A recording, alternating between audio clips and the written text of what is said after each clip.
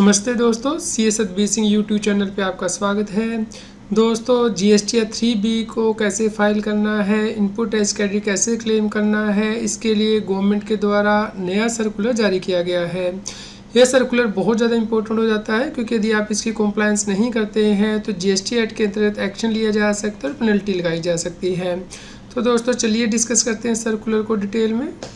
दोस्तों, circular Kerala state government के द्वारा जारी किया गया है, लेकिन ये सभी स्टेट के लिए इम्पोर्टेंट है क्योंकि इसमें एसओपी बताई गई है कि जीएसटी एक्ट के अंतर्गत जीएसटी 3B को फाइल करते हुए टैक्स पेयर को in eligible input tax credit को कैसे रिवर्स करना है।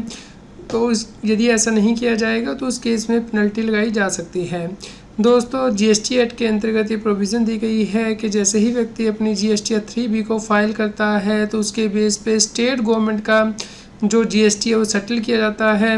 तो ये देखा गया है कि बहुत से व्यक्ति इनकरेक्ट जीएसटी 3B फाइल कर रहे हैं, खास करके जो in eligible input tax credit है उसे रिपोर्ट नहीं कर रहे हैं, जिसकी वजह से कि स्टेट गवर्नमेंट को बहुत सा नुकसान हो जाता है क्योंकि इस केस में एडहॉक बेसिस के पे सेंट्रल गवर्नमेंट के द्वारा एडजस्टमेंट की जाती है ईयरली। लेकिन यदि सही से रिपोर्टिंग की जाए तो उस केस में स्टेट गवर्नमेंट को मंथली बेसिस पे ये अमाउंट मिल सकता है। यहाँ पे गवर्नमेंट के द्वारा कहा गया है कि टैक्स पेयर को जीएसटी 3B को करेक्टली फाइल करना है और इन एलिजिबल और ब्लॉक्ड इनपुट टैक्स क्रेडिट को रिवर्स करना है। दोस्तों, जीएसटी एक्ट के अंतर्गत सेक्शन 17 दिया गया है जहाँ पे आपको in eligible input tax credit को रिवर्स करना होता है और रूल 38, 42 और 43 दिए गए हैं जिन्हें के इस सर्कुलर में एक्सप्लेन किया गया है। दोस्तों, जब आप जीएसटी 3B फाइल करते हैं तो उसमें input tax credit automatically populate होता है जीएसटी 2B से टेबल 4A में। उसके बाद दोस्तों आपको रिवर्स करना होता है इन एलिजिबल आईटीसी। तो ये इन एलिजिबल आईटीसी आपको रिवर्स करना है टेबल 4B के अंतर्गत। तो टेबल 4A में टोटल आईटीसी आपका आ जाता है, भले ही वो एलिजिबल हो या फिर इन एलिजिबल। तो जो इन एलिजिबल आईटीसी होता है वो आपको रिवर्स करना है, जैसे कि आपने नॉन बिजनेस पर्पज़ के लिए कोई गुड्स या सर्विस ली है, या फिर आपकी जो आउटवर्ड सप्लाई है वो एग्जम्प्टेड है, या फिर आपने कैपिटल गुड्स ली है और उसका नॉन बिजनेस पर्पज़ के लिए यूज़ किया है तो आपको उस पर आईटीसी रिवर्स करना है। इसी प्रकार सेक्शन 17 सब सेक्शन 5 के अंतर्गत लिस्ट दी गई है उन गुड्स और सर्विस की जहाँ पे कि आपको इनपुट टैक्स क्रेडिट नहीं मिलता है, तो आपको सभी आईटीसी रिवर्स करना है। तो टेबल 4B सब क्लोज 1 के अंतर्गत सेक्शन 17(5) और रूल 38, 42 का आईटीसी रिवर्स करना है और टेबल 4B कॉलम 2 के अंतर्गत आपको जीएसटी 3B में अदर आईटीसी रिवर्स करना होता है। तो दोस्तों, टोटल आईटीसी में से जो इन एलिजिबल आईटीसी है उसे लेस करने के बाद नेट इनपुट टैक्स क्रेडिट ही आपके इलेक्ट्रॉनिक क्रेडिट लेजर में जाता है जीएसटी पोर्टल पे। तो यहाँ पे एग्जांपल के द्वारा समझाया गया है कि कौन सा इनपुट टैक्स क्रेडिट आपको नहीं मिलेगा। जैसे कि आप गुड्स या सर्विस लेते हैं जो कि आप नॉन बिजनेस पर्पज़ के लिए यूज़ करते हैं, उसका आईटीसी नहीं ले सकते, या फिर इनवर्ट सप्लाई होली और पार्टली आप एग्जम्प्टेड आउटवर्ड सप्लाई के लिए यूज़ करते हैं। जैसे कि मान लीजिए दोस्तों कोई स्कैनिंग मशीन्स, एक्सरे मशीन जो लैब इक्विपमेंट लिए गए हैं हॉस्पिटल के द्वारा, तो उस केस में हॉस्पिटल को उसका इनपुट टैक्स क्रेडिट रिवर्स करना है क्योंकि इस केस में जो हॉस्पिटल की सर्विस है, आउटवर्ड सप्लाई है, वो एग्जम्प्टेड है। इसी प्रकार यदि इनपुट टैक्स क्रेडिट लिया गया है जनरेटर पे, ट्रांसफार्मर पे, इलेक्ट्रिकल केबल पे, इलेक्ट्रिसिटी कंपनी के द्वारा, तो उसे भी ये रिवर्स करना है क्योंकि उसकी जो आउटवर्ड सप्लाई है, डिस्ट्रीब्यूशन ऑफ इलेक्ट्रिसिटी, वो एग्जम्प्टेड है जीएसटी से। इसी प्रकार यदि कंप्यूटर, प्रिंटर, फोटोकॉपियर परचेज किए गए हैं लोकल अथॉरिटी के द्वारा और उसके द्वारा इनपुट टैक्स क्रेडिट लिया गया है तो उसे भी रिवर्स करना है क्योंकि यहाँ पे लोकल अथॉरिटी की जो आउटवर्ड सप्लाई है वो एग्जम्प्टेड है। इसी प्रकार banking company, financial institutions including NBF में भी उनको 50% अमाउंट ही मिलता है एलिजिबल इनपुट टैक्स क्रेडिट को और बैलेंस अमाउंट उन्हें रिवर्स करना होता है। इसी प्रकार दोस्तों, यदि आप ऐसी गुड्स और सर्विस लेते हैं जिनका कि इनपुट टैक्स क्रेडिट ब्लॉक किया गया है सेक्शन 17 सब सेक्शन 5 के अंतर्गत, उनका आईटीसी भी आपको रिवर्स करना होता है। जैसे कि आप मोटर व्हीकल परचेज करते हैं ट्रांसपोर्टेशन ऑफ पर्सनस के लिए जहाँ पे कि approve seating capacity not more than 13% है, एक्सेप्ट जहाँ पे कि फर्दर सप्लाई के लिए यूज़ होती है ट्रांसपोर्टेशन पैसेंजर के केस में, या फिर ट्रेनिंग देने के लिए ड्राइवर को, उस केस में ही आप ले सकते हैं। तो यदि लोकल अथॉरिटी के द्वारा कोई कार परचेज़ की गई है, उसका इनपुट टैक्स क्रेडिट ब्लॉक्ड है और उसे वो रिवर्स करना होगा। इसी प्रकार यदि आप कंस्ट्रक्शन सर्विस के लिए इनपुट सर्विस लेते हैं तो उस केस में भी आपको वो रिवर्स करना है। जैसे कि किसी लोकल अथॉरिटी या गवर्नमेंट अथॉरिटी के द्वारा वर्क कॉन्ट्रैक्ट की सर्विस ली गई है तो उस पर जो जीएसटी चार्ज किया गया है उसका इनपुट टैक्स क्रेडिट नहीं लिया जा सकता, उसे रिवर्स करना होगा। इसी प्रकार यदि आप कोई गुड्स या सर्विस लेते हैं कंस्ट्रक्शन ऑफ इमोबिल प्रॉपर्टी के लिए, भले ही वो बिजनेस पर्पज़ के लिए हो, तब भी आपको उसका ITC रिवर्स करना होता है।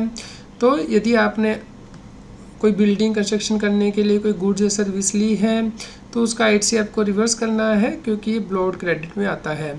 इसी प्रकार यदि food and beverage, outdoor catering, renting, hiring a motor vehicle से रिलेटेड कोई गुड्स या सर्विस आपने ली है तो उस केस में भी इसका ITC आपको रिवर्स करना है। जैसे कि मोटर व्हीकल गवर्नमेंट के द्वारा ली गई है रेंटिंग और हायरिंग पे और इसके ऊपर ITC वो क्लेम नहीं कर सकती है, इसे रिवर्स करना होगा। लेकिन यदि ट्रांसपोर्टेशन पैसेंजर के लिए ये यूज़ किया गया है तो उस केस में इसे यूज़ किया जा सकता है। इसी प्रकार यदि कोई गुड्स ली गई है जिसे कि फ्री या फिर गिफ्ट के तौर पे दे दिया गया है तो उस केस में भी ITC नहीं लिया जा सकता।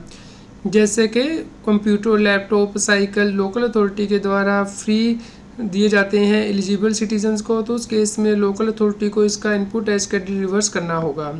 इसके अलावा गवर्नमेंट ने नोटिफिकेशन निकाला था 11/2017 जहाँ पे कि कंसेशनल GST के रेट नोटिफाई किए थे इस कंडीशन पे कि tax payer input tax credit नहीं लेगा।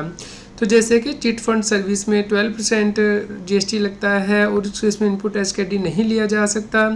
इसी प्रकार construction of residential apartment by promoter in residential real estate project, वहाँ पे 1.5 या 7.5% लगता है GST without input tax credit. तो उस केस में यदि व्यक्ति रेजिडेंशियल अपार्टमेंट फ्लैट सेल कर रहा है तो उसे इनपुट टैक्स क्रेडिट रिवर्स करना है GST या 3B में। तो दोस्तों टैक्स पेयर GST या 3B को सही से फाइल करें। इसके लिए मॉनिटरिंग प्रोसेस क्या होगा, यहाँ पे बताया गया है कि केरला स्टेट गवर्नमेंट के द्वारा जो ऑफिसर्स हैं वो अपॉइंट किए जाएंगे ताकि इसकी मॉनिटरिंग की जाए।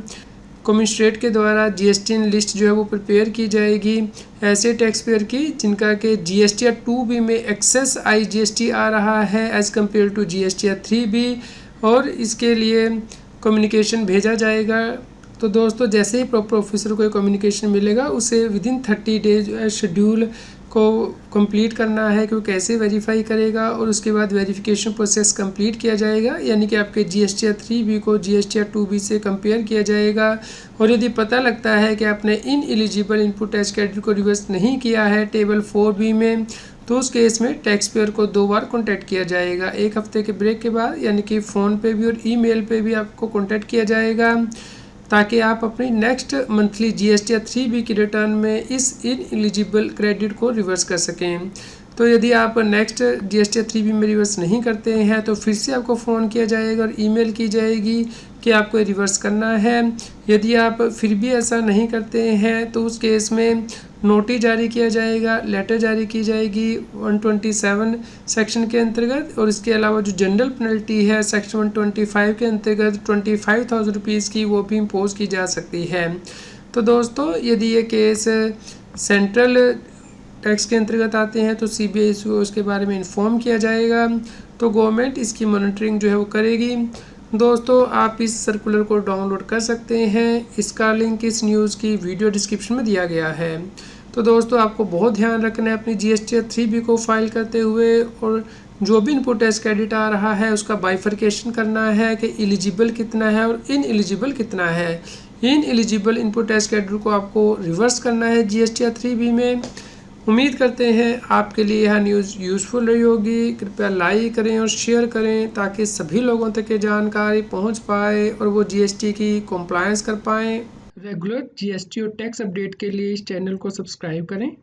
आप हमें Telegram app CA Satbir Singh टैक्सील पर ज्वाइन कर सकते हैं ताकि आप GST और इनकम टैक्स के रेगुलर अपडेट अपने मोबाइल पर ही प्राप्त कर सकें।